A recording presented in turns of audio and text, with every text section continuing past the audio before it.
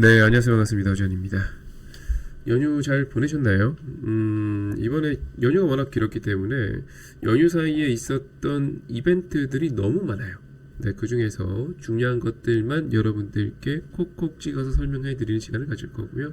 또 우리 연휴 사이에 해외 정치는 어떻게 끝났는지, 우리가 내일 매매는 또 어떤 걸 준비해야 되는지, 그리고 다음 주 매매는 또 어떤 걸 준비해야 되는지, 이 많은 뉴스 중에서 어떤 걸 꼭꼭 찍어서 봐야 하는지, 그걸 좀 정리해서 설명드리는 시간을 좀 가져보도록 하겠습니다. 일단 연휴 사이에 있었던 뉴스들은요, 텔레그램에 먼저 올려드렸어요. 요렇게. 썸네일이 김정은이네요. 네, 일단 정은이는 무시하고 스크롤 올려보겠습니다. 뭐 연휴 사이에도 중요한 뉴스들은 제가 계속 올려드렸습니다. 이렇게 올려드렸죠. 그래서 아마 틈틈이 텔레그램 보신 분들은 무슨 뉴스가 중요했는지는 아실 것 같고, 그 중에서도 더 중요한 거, 여러분들이 주식인이라면 이거는 꼭 알아야겠다 싶은 거는 방금 이렇게 정리해서 올려드렸습니다. 연휴 사이 꼭 알아야 할 뉴스 정리라고 해서 올려드렸고요. 헤드라인만 보셔도 알 것 같은데, 네, 이 중에서도 정말 딱 중요한 것들, 그리고 여러분들께 설명이 필요한 것들, 그리고 앞으로 남은 10월 동안에 여러분들께서 꼭 기억해야 될 이벤트 변수들 이야기하는 시간 좀 가져볼게요. 일단은 뭐 별 내용 아닌 거 북한 이야기 먼저 할게요. 북한이 좀 나불거렸습니다. 특히나 뭐 최선이라든가 아니면 김여정까지는 나불거려도 뭐, 근데 최고 존엄이라 불리는 김정은이 나서갖고 한번 나불거렸습니다. 특히나 한국을 직접 위협하는 그런 내용들로 한번 나불거렸고요. 안전한 곳 되겠느냐라고 하면서 직접적 위협을 했고, 대통령실은 우리 대화 계속하자라고 이 스탠스를 유지했습니다. 근데 문재인 정권 때도 이랬거든요. 네, 북한이 뭐라고 한들 싸우자 이게 아니고 늘 우리 대화하자 모델이기 때문에 이번 정권도 크게 달라지진 않을 겁니다. 우리 국민이 직접적 피해를 입지 않는 한 크게 달라지진 않을 거고요. 그 다음에 이제 관세인데, 안타깝게도 관세는 아직도 미확정입니다. 다만 오늘 나온 이제 단독 보도에서는요, 미국에서 관세 답정 날아왔다라는 보도가 있고요. 이와 관련해서 이제 오늘 회의가 있다라고 하니 아마 수일 내에 한국도 관세 협상할 거예요. 기존에도 했죠. 근데 이제 서명을 할 겁니다. 최종 확정 서명하지 않을까라고 이제 생각이 되는 부분이고요. 그러면서 중간중간에 이제 트럼프가 트럭 관세 이야기 발표를 했고요. 서명을 했고, 그 다음에 일본에 이어 유럽도 자동차 관세 15% 적용, 한국은 25%니까 한국이 불리해 라고 지금 나오고 있고, 그 다음에 이제 철강 관세, 우리나라 철강은 진짜 안 그래도 어려운데, 일단은 유럽도, 이거 미국 아닙니다. 이 기사는 미국이 아니고 유럽이 관세 인상을 한다는 소식입니다. 그래서 이런 내용이 있습니다. 관련해서 일단 한 가지 여러분들께서 오해하실 법한 것, 특히 이런 기사 있잖아요. 한국은 25%니까 불리해. 이런 기사 때문에 혹시나 오해하실 법한 거 한 가지 말씀을 드리자면, 유럽도 이제 25%에서 15%로 확정이 되었죠, 중간에. 우리나라 현재 25%고요. 확정이 되었고, 일본도 합의하고, 유럽도 합의하고, 그 다음에 이제 서명까지 하는데 시간이 똑같이 텀이 걸렸어요. 한국 좀 더 걸리고 있지만. 근데 이게 이제 25, 15% 되면서 그때 미국이 무슨 이야기를 했냐면, 소급 적용 이야기를 합니다. 요거 중요합니다. 그러니까 지금 우리나라가 25%잖아요. 예를 들어서 이런 식으로 발표해요. 10월 1일 이후 15%. 그 전 거 다 소급 적용해줄게. 이런 식으로요. 실제로 유럽 그렇게 발표했습니다. 8월 1일부터 소급 적용해서 전부 다 이제 기존 수출분도 전부 다 15%로 해주겠다라고 발표했기 때문에 현재 우리나라가 25%라고 하더라도 앞에 다른 국가들이 소급 적용되었으니까 아마 우리나라도 소급 적용되지 않을까. 이미 이제 수출한 25%를 알고 수출한 수출 자동차에 대해서도, 현대기아차 물량에 대해서도 아마 15% 소급 적용해주지 않을까라고 추측을 해보고 있습니다. 참고해 주시고요. 그리고 이제 관세는 일단 하나의 변수입니다. 네, 하나의 변수예요. 그래도 뭐 무난하게 큰 틀에서 합의가 되었기 때문에 뭐 15% 일단 합의되지 않을까. 예, 그리고 소급적이 되지 않을까라고 예측을 해보고 있고, 이것 자체는 일단 자동차 주식들에는 호재일 수 있어요. 특히 현대기아차는 물론이고 현대모비스, 글로비스, 뭐 그 밑에 단에서 지금 화신 이런 애들까지도 전체적으로 호재일 수 있어요. 다만 제 생각에 주의사항이 하나 있는데, 얼마 전에 테슬라가 초저가 전기차를 내놨죠. 네, 모델 Y 더 싼 버전을 내놨습니다. 옵션 다 빼갖고, 네, 더 싼 버전을 내놨고, 관련해서 한 가지 말씀드려야 될 게, 지금 경쟁이 치열해요. 이 경쟁이 치열하기 때문에 우리나라 현대기아차도 미국에서 프로모션을 걸었어요 지금. 네, 그래서 뭐 천몇백만 원씩 좀 할인해 줍니다. 네, 관련해서 수익성 악화는 뻔한 상황이에요. 너무 뻔합니다. 네, 관련해서 우리나라 현대기아차가 3분기부터 실적이 저는 약간 갸우뚱해요. 그래서 만약에 이번에 관세 합의 소식에 자동차 주식이 단기 급등을 하거나 단기 상승을 하게 된다면 쫓아가기에는 저는 조금 반대 의견. 네, 변수가 너무 많아요. 특히 이제 10월 지나고 나면은 이제 또 3분기 실적 발표하고 할 거 아닙니까? 관련해서 그 소식이 나오고 이제 4분기 실적 소식 나오고 할 때 조금 불안하다고 봐야 되겠죠. 네, 그래서 개인적으로는 이 3분기 실적에 대해서는 좀 부정적으로 보고 있고, 다만 일각에서는 이런 레포트가 있어요. 예를 들어서 관세 비용만 한 2, 3조 들 것 같다. 제 기억에 2조 7천억이었던 것 같아요. 네, 2, 3조 들 것 같다.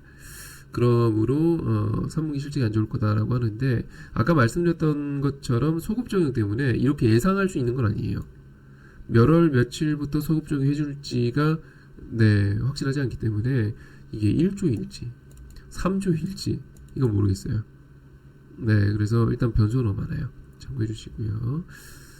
그 다음에 이제 AI인데, 우리가 휴장을 보내는 사이, 추석 명절로 휴장을 보내는 사이에 미국에서는 신고가 랠리가 이어졌는데, 말이 꼬였네, 죄송합니다.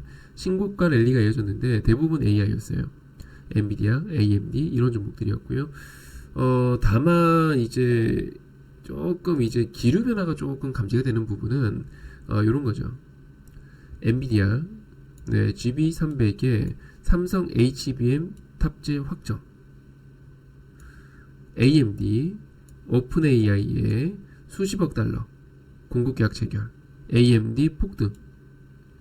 그쵸? 이게 우리 연휴사에 있었던 일입니다. 엔비디아, SK, AI칩 독주했다. 오픈AI, AMD, 삼성과 세판 짠다. 삼성이 오픈AI 손을 잡고, 삼성이 HBM 공급 확정, 엔비디아에, 결국에는 약간 이런 느낌인 거죠. SK하이닉스는 약간 조금 기류가 좀 부정적으로 바뀌는 듯하고, 갑자기 이제 약간 한 2등급 2등주였던 그런 주식들이 치고 올라오기 시작하는 그런 모양새를 보여주고 있습니다. 한국에서 최근에 삼성전자 강하니까요. 관련해서 AMD 오픈 AI 동맹은 삼성 하이닉스에는 호재다라는 기사가 나왔고요. 개인적으로는 판때기가 이제 한국 주식에서는 일단은 삼성 쪽이 호재다라는 그런 기사들, 그런 보도들, 그런 분석 레포트들이 많이 나왔습니다. 네, 참고해 주시고요. 그 다음에 쭉 내려보면은 중국이 좀 이것저것 발표를 했어요. 예를 들어서 히토류 기술 통제, 이거는 이제 방송하기 전에 나온 건데, 인조 다이아몬드 수출 통제, 히토류 원심 추출 장비도 수출 통제. 근데 우리가 이제 알아줘야 될 게 크게 두 가지를 알아줘야 돼요. 첫 번째는요, 일단은 중국의 히토류 통제라든지 아니면 인조 다이아몬드라든지 이런 것들에 대한 통제는요, 사실 올해 처음 있는 일이 아니죠. 작년에도 있었고요. 미국과 중국이 치고받고 싸울 때마다 중국이 꺼내드는 카드였기 때문에 이것 자체는 새삼 놀랍지 않습니다. 다만 우리가 알아야 될 거는 히토류나 인조 다이아몬드나 이런 것들은 타겟이 대부분 반도체, 방산입니다. 네, 요걸 꼭 기억해 주시고요. 일단은 예전처럼 이제 우리나라에서 뭐 히토류 관련주가 크게 급등을 한다거나 이 때문에 반도체 주식이 급락을 한다거나 그러진 않는 상황이에요. 그래서 이것 때문에 방산주가 하락할 것 같아. 방산주에 들어가는 뭐 인조 다이아몬드나 히토류 이런 거 그 비중이 그렇게 크지 않거든요. 네, 뭐 그럴 것 같아. 이렇게 이제 과하게 생각하실 필요까지는 없고요. 다만 이게 굳이 따지자면 반도체 방산에 영향을 좀 끼친다라고 참고해 주시면 될 것 같고, 두 번째로는요, 우리 잊지 말아야 될 게 있어요. 앞에 경주에서 회의가 열리죠. 근데 이 회의 날에 맞춰서 트럼프가 방한을 하고, 방한에 대한 목적은 미중 정상회담이죠. 네, 미중 정상회담이고, 관련해서 우리나라 입장에서는 미중 정상회담, 한중 정상회담, 한미 정상회담 이렇게 연쇄 개최 가능성이 있어요. 그리고 심지어 이런 가능성까지 거론이 돼요. 김정은, 트럼프 제외 가능성. 즉 북미 정상회담 이야기까지 나오고 있어요. 어쨌든 정상회담입니다. 정상회담. 말씀드렸듯 정상회담이라는 건요, 정상 간에 한 국가의 수장 간에 만나는 건데, 만나서 빈손으로 빠이빠이 하는 경우는 거의 없어요. 나라 같지 않은 나라와는 그런 경우가 있어요. 예를 들어서 하노이 노딜 사건. 하노이에서 트럼프랑 김정은이 만나서 정상회담을 했고, 그 비핵화 관련해 갖고 이제 협상을 하다가 결국에는 아무런 성과 없이 빠이빠이 하고 헤어졌잖아요. 이런 식으로 빠이빠이 헤어지는 경우가 잘 없어요. 거의 대부분은 실무진에서 물밑 협상을 하고, 협상이 완료가 되고, 완료가 됨에 따라서 이제 정상 간에 만나갖고 악수만 하고, 이제 합의 내용, 정상회의 결과를 발표를 하고, 이런 수준으로 이어지게 되거든요. 관련해서 지금 신나게 미중 물밑 협상이 진행되고 있고요. 그 과정에서 미국도 여러 가지 관세 발표를 했고, 중국도 협상 카드 중 하나로 이런 발표를 하는 것 아닌가라고 저는 추정을 합니다. 아무튼 경주에서 열릴 요 회의를 주목해 주시고요. 일정은 이제 10월 말로 보시면 돼요. 10월 말. 그러니까 우리가 이제 정상회의라고 하는 거는 10월 말일 날, 31일이죠. 11월 1일 날 이렇게 개최해야 되는데, 트럼프가 29일 날 방한하거든요. 그러니까 아마도 29일날 뭐 오자마자 정상회담 하는 일정 거의 안 할 거고, 아마도 30일, 10월 30일에서 11월 1일 사이에 여러 정상회담이, 굵직한 정상회담이 연쇄적으로 이어지지 않을까라고 예상이 돼요. 미중 정상회담은 지금 확정인 분위기고요. 미중 정상회담. 그리고 한미 정상회담도 확정이죠. 미확정인 것, 북미 정상회담 미확정이죠. 한중 정상회담 미확정이죠. 이런 상황인데, 북미까지 사실 저도 모르겠어요, 이거는. 근데 만약에 미중, 한미, 한중만 열려도 대박이죠. 어마어마한 파급력이 있는 그런 이벤트이기 때문에 꼭 참고해 주셔야 될 것 같고요. 그래서 제가 하고 싶은 말은, 미중 분쟁에서 히토를 꺼내들고, 인조 다이아몬드 꺼내들고, 이거는요, 일단은 반도체 방산이 영향을 받는다라고 보셔야 되겠고, 일정상, 현재 미중 정상회담을 앞두고, 얘네들 지금 휴전하면서 지금 무역 분쟁에 대해서 협상을 하고 있는 상황이잖아요. 관련해서 물밑 협상을 위한 어떤 통제 발표 아닐까라고 추정이 됩니다.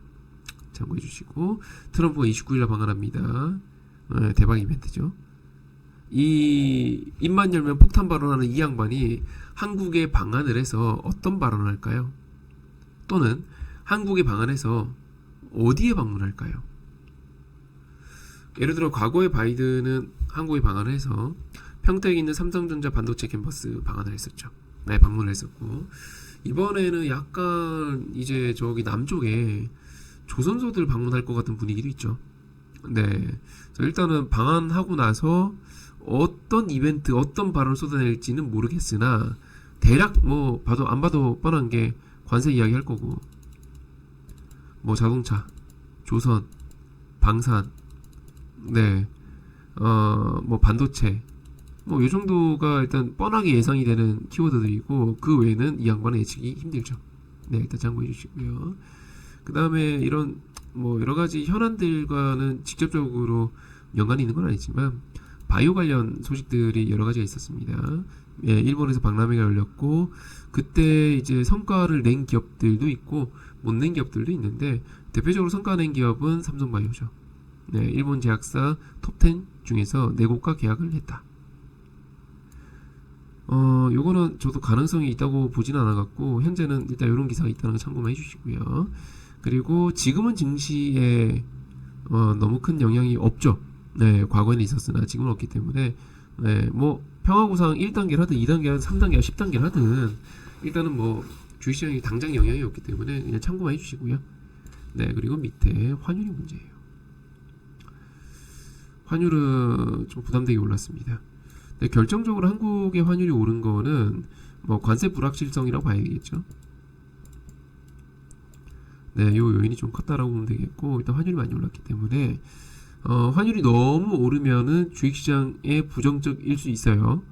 네, 참고해 주시고요. 관련해서 이번에 있었던 이벤트들을 요약을 해보자면 이렇습니다. 뭐 북한은 네, 대북주 매매하실 거 아니면 지금 당장 상관없으니까 패스. 네, 관세 중요하죠. 일단은 미확정인 상태이나 곧 네, 발표할 할 거니까 관련주 매매하시는 분들은 네, 경계하셔야겠죠. 예를 들어 반도체, 그쵸? 아니면 철강, 네, 뭐 아니면 뭐 다가 있지만 이제 자동차 이런 게 좀 예민하게 움직이는 섹터죠. 그리고 AI는 기류 변화가 있었다 정도 체크하시면 되겠습니다. 미국에서야 뭐 AI 관련주들 대부분 신고가였기 때문에 그냥 뭐 특별히 나쁘게 이야기할 만한 건 없는데 기존에는 약간 뭐 엔비디아 네, 기존에는 약간 뭐 이런 느낌이었거든요. 한국에서 하이닉스 이런 느낌이었다면 이번 파동에서는 약간 과거 이제 AI 파동에서 소외받았던 이등주들이 정확하게 반란하는 그런 느낌입니다. 그래서 삼성, AMD, 네, 독주 깨졌다 이런 키워드들이 있기 때문에 참고해 주셔서 우리나라 반도체 주식들 공략하실 때 네, 참고하시면 될 것 같고요. 그리고 이제 중국이 여러 가지 통제 조치를 발표했는데 이거 처음 있는 일 아니에요. 예를 들어 인조 다이아몬드 좀 생소한 것 같지만 작년 8월에도 이야기했던 겁니다. 네, 새로운 거 아닙니다. 그런데 다만 저의 생각은 일단은 굳이 영향 있는 섹터를 손꼽자면 반도체와 방산 정도가 되겠고 실제로 이렇게 겨냥을 한 거니까. 네, 그리고 두 번째로 아펙 일정과 이제 참고해서 보게 된다면 이거 미중 정상회담 앞두고 협상용으로 발표하는구나라고 유추가 됩니다. 네, 참고해 주시고요. 그리고 이 정상회담은 10월 가장 큰 이벤트입니다. 선생님 관세가 더 큰 이벤트 아닌가요? 이게 더 커요. 이게 더 커요. 네, 이게 더 큰 이벤트입니다.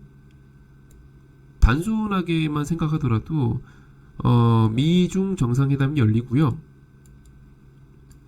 한미 정상회담이 열리고요. 시진핑이 방한을 하고요. 여러분 시진핑 방한 떡밥 기사 말고요. 실제 방한 언제 했는지 한번 찾아보세요. 이게 얼마 만에 방한인가? 진짜 네, 이것도 대박 이벤트죠. 근데 방한까지 하고 나서 한중 정상회담 안 하나? 네, 쉽거든요. 한중 정상회담. 그리고 이때 뭐 미국, 중국, 네, 한국 대통령만 와요? 아니잖아요. 여러 국가들의 대통령들이 올 거기 때문에 간소하게나마 정상회담 할 거예요. 그 수많은 국가들과. 그러면 그때마다 여러 가지 발표가 있겠죠. 그쵸? 그래서 이거는 정말 큰 이벤트입니다. 정확하게 일정은 27일부터 시작이 되고요. 네, 입실부터 시작이 되고 뭐 최고위원 회의 아니면 CEO 회의 뭐 이런 거 있고 우리가 알고 있는 정상 회의는 10월 말, 10월 말부터 시작이 됩니다. 그래서 이 내용 참고해 주시고요. 그 다음에 이제 밑에 보시면 환율. 이 정도가 좀 중요한 이벤트라고 보시면 될 것 같습니다. 그래서 일단은 부담스러운 이벤트로는 관세가 미확정이다. 그리고 미국에서 나오는 AI 거품론 그리고 환율 이 정도가 되겠고 부담스럽기보다는 이거 큰 영향력을 끼치는 변수인데 싶은 거는 이번 달 말에 열릴 연쇄적으로 열릴 정상회담이죠. 네, 참고해 주시고요. 일단은 이렇게 말씀드릴 수 있겠고 이제 증시로 넘어가서 우리 연휴 사이 미장 차트 이렇습니다. 어떤 느낌인가요? 아침에 뉴스를 공유해드렸습니다만 뭐 신고가 이런 내용들이 있었잖아요. 의미 없습니다. 네, 그냥 추세 유지예요. 추세가 유지되었다. 뭐 대단한 일 없었어요. 그쵸? 나스닥도 볼까요? 네, 그냥 추세가 유지되었다. S&P 볼까요? 네, 추세가 유지되었다. 다만 일본은 급등입니다. 예, 일본은 급등이고요. 대만도 급등이고요. 독일도 급등이고요. 네, 이런 이벤트들이 있었다라고 보시면 될 것 같고, 저의 의견은요, 이렇게 말씀드릴게요. 일단은 당장 내일 개장하면서 당장 부담되는 거는 10월 말에 열릴 정상회담이 아니에요. 환율입니다. 내일 가장 큰 영향권에 있는 이벤트는 환율이라고 보셔야 됩니다.